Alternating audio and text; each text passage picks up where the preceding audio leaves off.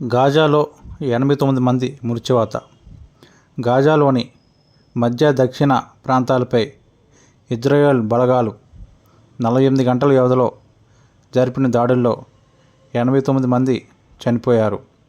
Israel army చేపట్టిన దాడుల్లో శనివారం ఒక్కరోజే 48 మంది మృతి చెందినట్లు పాలస్తీనా ఆరోగ్య విభాగం తెలిపింది. ఆల్ అహ్లీ అరబ్ ఆసుపత్రిపైన దాడికి దిగిందని, ఈ ఘటనలో 2 చనిపోయినట్లు వివరించింది.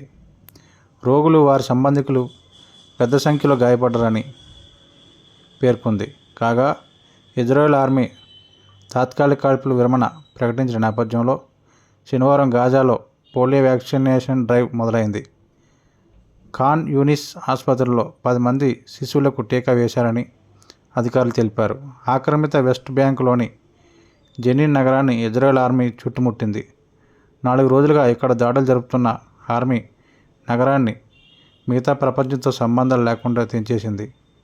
మిలిటరీ జీపులు, సాయుధ బలగాల వాహనాలు అక్కడ కనిపిస్తున్నాయి.